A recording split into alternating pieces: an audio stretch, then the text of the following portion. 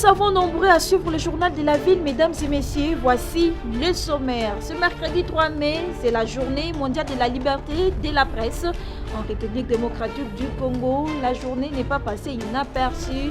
Placée sous le thème national, la liberté d'expression à l'épreuve de la situation sécuritaire en République démocratique du Congo, nouvelle loi sur la presse pour une nouvelle dynamique. Les débats autour de l'audit externe du fichier électoral par l'Organisation internationale de la francophonie OIF au centre de l'entretien entre le secrétaire général de la conférence épiscopale nationale du Congo, Monseigneur Donatien Chollet, et le président de la commission électorale nationale indépendante, Denis Kadima, c'est mercredi 3 mai 2023. C'est tout pour le sommaire. Mesdames et messieurs, encore une fois, bienvenue dans ce journal.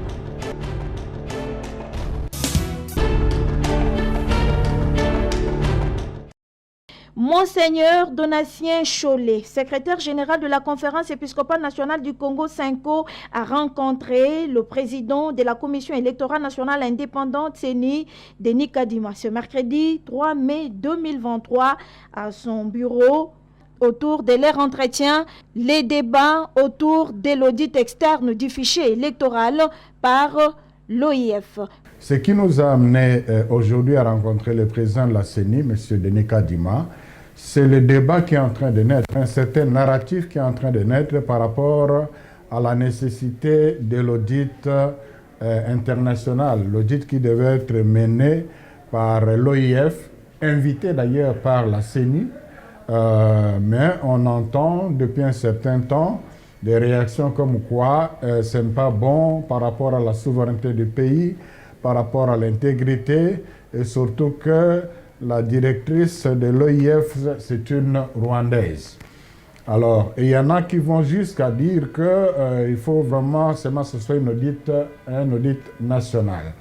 Et nous, ça nous préoccupe. D'abord, les arguments sont politiques, ça peut se comprendre politiquement par rapport à la présence de la Rwandaise à la tête de l'OIF. Soit dit en passant que parmi les institutions qui défendent l'intégrité nationale et la souveraineté nationale, il y a la SENCO qui a dénoncé l'attitude, l'indifférence de la communauté internationale par rapport à ce qui se passe au Rwanda. Je vous informe que nous venons d'avoir une mission conjointe avec l'ECC aux États-Unis pour justement sur la situation à l'Est. C'est pour dire que nous tenons à l'intégrité, mais qu'on n'amène pas ça dans les questions techniques comme les questions électorales. Alors notre peur était que la CENI puisse être influencée par un certain discours pour être fermée à l'audit, un audit qui aurait une dimension internationale. Et nous avons échangé avec le président de la CENI, qui est conscient, et d'ailleurs il nous a répété que c'est lui qui avait invité l'OIF. Il n'a rien à cacher par rapport à un audit qui aurait une dimension internationale. C'est ça qui nous a rassurés.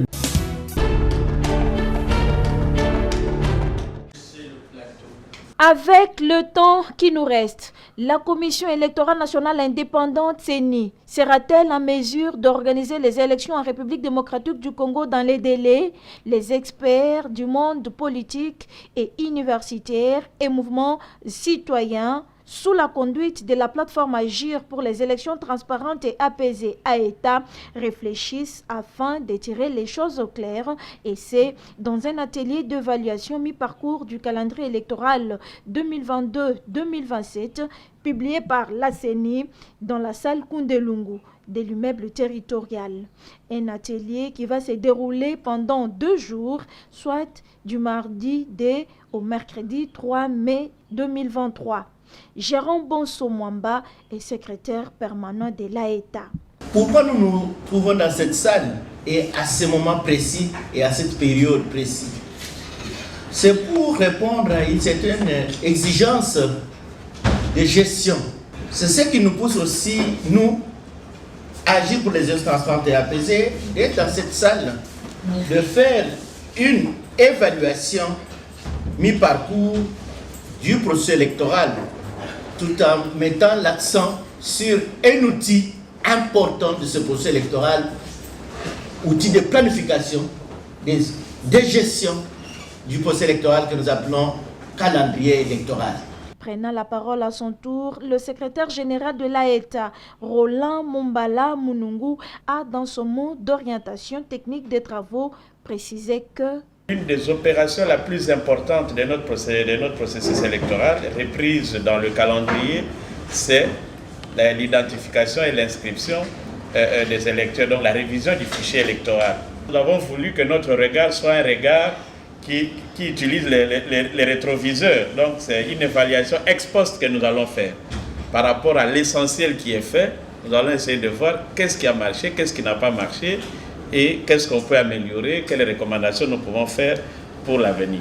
Pour ces premiers jours de l'atelier, plusieurs sous-thèmes ont été développés par les experts en la matière, à savoir défis du financement du processus électoral par le professeur Florimond Mouteba de l'ODEP, regard de l'homme politique sur les défis technico-opérationnels du processus par l'honorable Eliezer Ntambwe et le professeur Kalele Kabila, coordonnateur de la coalition Lamouka.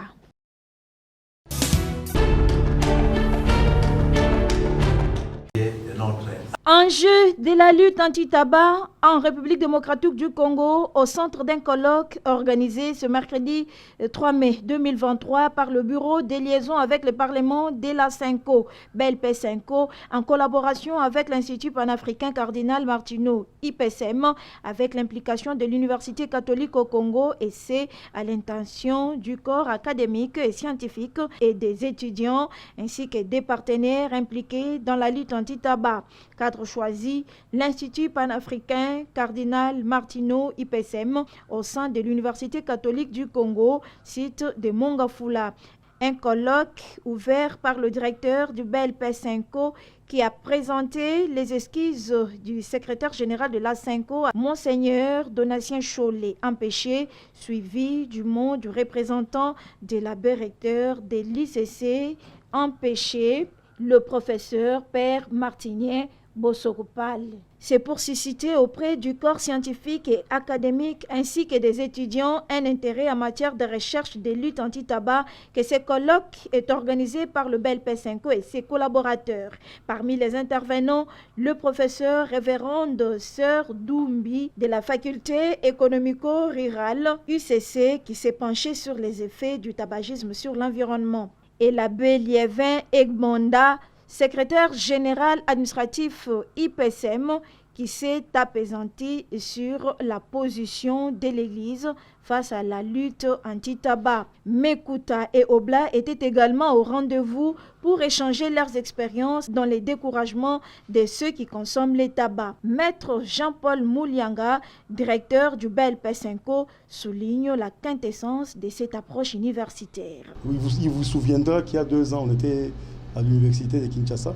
Aujourd'hui, on a voulu aussi cibler l'Université catholique du Congo et l'Institut panafricain Cardinal Martino pour attirer davantage le monde universitaire dans ses plaidoyers. Pour mener un bon plaidoyer, il faut des bonnes analyses afin d'avoir des arguments massus qui nous permettraient de convaincre les décideurs. Nous voulons de plus en plus renforcer la communauté qui est engagée dans cette lutte anti-tabac. L'approche, c'est nous y allons par la taxation, donc à travers les lois, pour une plus grande imposition du tabac et de ses produits dérivés, afin de décourager son accessibilité, surtout pour la jeunesse et pour la population. Le tabac est une épidémie mondiale qui tue l'homme et détruit son environnement.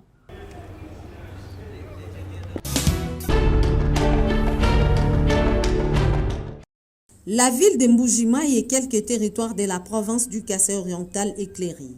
C'est le déclic pour remettre cette partie du pays sur les rails du développement. Un projet conçu dans les cadres de la vision du chef de l'État, Félix-Antoine Tshisekedi Tshilombo, confié entre les mains expertes de la SNEL SA pour sa matérialisation. Les travaux des ouvrages du génie civil, notamment la construction du bâtiment, devront abriter le poste de réglage de Tchiboué situé dans les territoires des Miabi et ceux de la sous-station qui sera érigée à Bimpemba, l'une des communes de Mbuji-Mayi, ont atteint 99% et l'implantation des poteaux 55%, à en croire les techniciens de SNEL SA. Le projet va connaître un petit retard du point de vue approvisionnement. À ce moment, le projet est exécuté par 2 sociétés. À ce moment, les travaux qui se font, ce sont les travaux exécutés par Sogéac. Mais Congo Énergie, jusqu'à ce moment, ne s'est pas encore mobilisé suite à une lenteur au niveau de l'administration. Mais je peux au moins être confiant qu'avant la fin de l'année, Mbuji-Mayi aura son courant. Tout partira de la centrale hydroélectrique de Toubi-Toubidi de la société Anui Congo d'investissement minier Sassim SRL qui tire sa source sur la rivière Loubi, village de Tchiboué, cité de Boya, située à 72 km de Mbuji-Mayi. La centrale hydroélectrique de Toubi-Toubidi produit une puissance de 12 MW. Mais le besoin de la société s'élève à moins de 6 MW, plus ou moins 4,8 et ainsi de suite. D'où ce qui fait qu'il y a un surplus d'énergie. Alors, les surplus d'énergie, la SNEL a sollicité 3 MW pour desservir le besoin de la population de Mbuji-Mayi ainsi que des territoires qui l'environnent.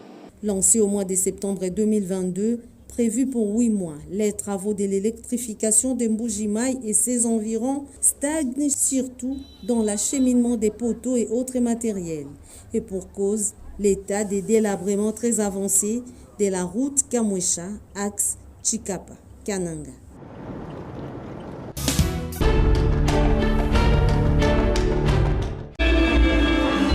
Promouvoir l'emploi et le travail décent dans un monde à mutation, c'est le thème de la Journée internationale du travail célébrée ce 1er mai 2023 en République démocratique du Congo. Cette journée n'est pas passée inaperçue. Les masses laborieuses se sont donné rendez-vous au Palais du Peuple dans une cérémonie officielle présidée par le Premier ministre, chef du gouvernement, Jean-Michel Samalukonde. Prenons la parole au nom de l'intersyndicale du Congo, le coordonnateur de l'intersyndicale AI, Modeste Amédée Ndongala Sibou, président de l'Union nationale des travailleurs du Congo, a fustigé l'agression de la République démocratique du Congo par le Rwanda qui perturbe les travailleurs dans l'est du pays. Face à l'agression rwandaise via le F-23, plusieurs syndicalistes furent arrêtés, malmenés, bastonnés, subir de mauvais traitements. Nous espérons qu'il n'en sera plus question à l'avenir à partir de maintenant. Le coordonnateur de l'intersyndicale du Congo ad intérim et président de l'Union nationale de travailleurs du Congo a à l'occasion soumis au gouvernement de la République les revendications des travailleurs de la RDC. L'intersyndicale nationale du Congo revendique une gestion rigoureuse des finances publiques pour lesquelles elle ne cessera de féliciter encore et fort chaleureusement les 3 régimes financières. Le budget national du Crénaillé a un bas niveau, car rapport aujourd'hui à l'équivalent en francs congolais de 16 milliards de dollars américains. L'intersyndicale nationale du Congo salue cette performance. Elle en profite pour revendiquer auprès des pouvoirs publics la revalorisation des salaires des agents et fonctionnaires de l'État, ainsi que la revalorisation de la solde des militaires et des policiers. La revalorisation des salaires de tous les compatriotes qui sont payés par le Trésor public. L'exécutif ne cesse de fournir des efforts et de prendre des mesures fortes pour la promotion du travail, a souligné le Premier ministre Jean-Michel Samalukonde. Au nom du gouvernement, je voudrais exprimer ma reconnaissance au président de la République, chef de l'État, son Excellence Félix-Antoine Tshisekedi Tshilombo, pour sa vision qui place l'homme et ses conditions de travail et de vie au cœur de l'action gouvernementale. Notons que cette journée significative pour les travailleurs à l'échelle planétaire a été célébrée en présence de la ministre de l'Emploi, Travail et Prévoyance sociale.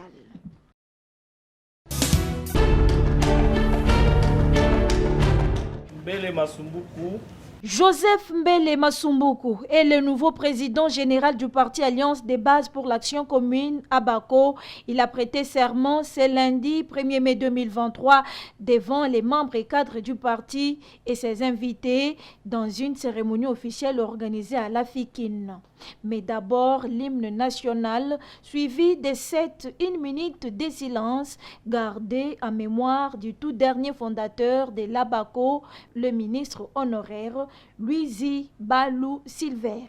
Sous les drapeaux à Bako, Joseph Mbele Masumbuku jure fidélité au parti et promet de travailler sans relâche pour porter haut l'étendard du parti à Bako et soutient les actions du président de la République, Félix Antoine Tshisekedi Tshilombo. Mbele Masumbuku jure de servir fidèlement le parti conformément à ses statuts et règlements et aux lois de la République et à faire honneur à nos fondateurs et à porter plus haut l'étendard du parti comme l'avaient voulu ses fondateurs. Les insignes du parti Alliance des bases pour l'action commune à Bako et les drapeaux ont été remis au nouveau président et c'est à la grande satisfaction des membres du parti. Le président général exprime sa joie tout en remerciant son formateur.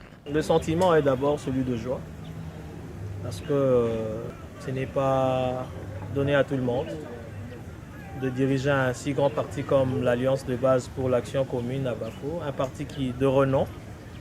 Et c'est aussi un sentiment de gratitude à l'endroit. Particulièrement, je ne cesserai de remercier l'honorable Luizi Balou, qui aimait bien qu'on l'appelle ministre honoraire, qui m'a formé et qui m'a donné le goût de la constance dans la sphère politique.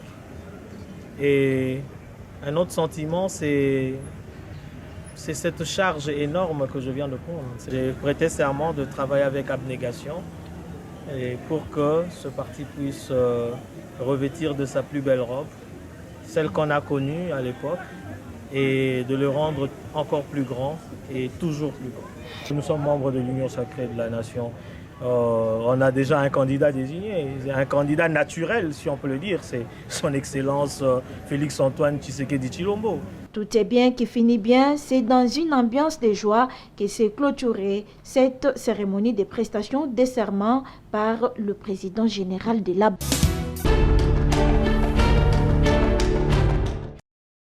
1er mai, fête du travail, choisi par le secrétaire provincial de l'Union des patriotes nationalistes congolais, UPNAC, Ekofo Ngomo Emilien, pour échanger et sensibiliser les responsables des différentes bases UPNAC Makalafuna sur les enjeux de l'heure et sur les élections. L'heure n'est pas à la distraction. Nous devons nous mobiliser pour le bien de notre pays. Aucun centimètre des frontières de la République démocratique du Congo ne sera cédé au Rwanda, dit Emilien Ekofo Ngomo, qui dénonce les propos du président rwandais Paul Kagame au Bénin.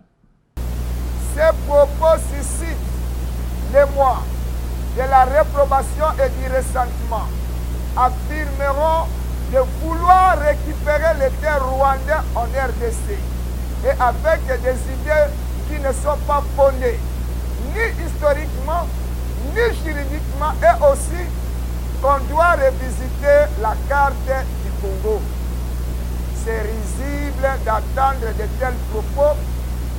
Bien au contraire, c'est le Congo qui a le droit de récupérer ce territoire. Les actuelles villes rwandaises, notamment les villes de Gisenyi et de Siangungu, qui étaient le territoire congolais dans la carte du Congo en 1884. S'agissant des élections qui seront bientôt organisées au pays, le secrétaire provincial de l'IPNAC appelle la base IPNAC Funa de se préparer en conséquence pour la réussite totale de l'IPNAC à ces élections et la réélection de Félix Antoine Tshisekedi Tshilombo à la présidentielle de 2023. Préparons-nous aux prochaines échéances électorales de cette année en cours et mobilisons nos bases à exprimer leurs ambitions pour une alternance à la législation nationale, provinciale ainsi que pour la première fois des élections locales, c'est-à-dire les élections des conseillers communaux et territoriales, car il y aura bel et bien les élections cette année en cours. Apportons un soutien total et indéfectible au chef de l'État, son Excellence Félix Antoine Tshisekedi, ainsi qu'à nos forces armées pour la sauvegarde de l'intégrité territoriale et non négociable. C'était également pour le secrétaire provincial de l'IPNAC de partager avec les mamans responsables base IPNAC Makala Funa les moments de joie pour son anniversaire. Il les a remerciés avec des pagnes et c'est à leur grande satisfaction.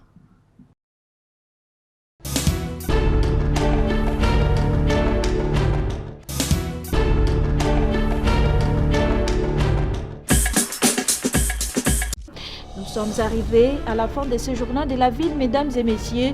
Merci pour votre attention soutenue. Le prochain rendez-vous est fixé pour ce jeudi et d'ici là, portez-vous bien.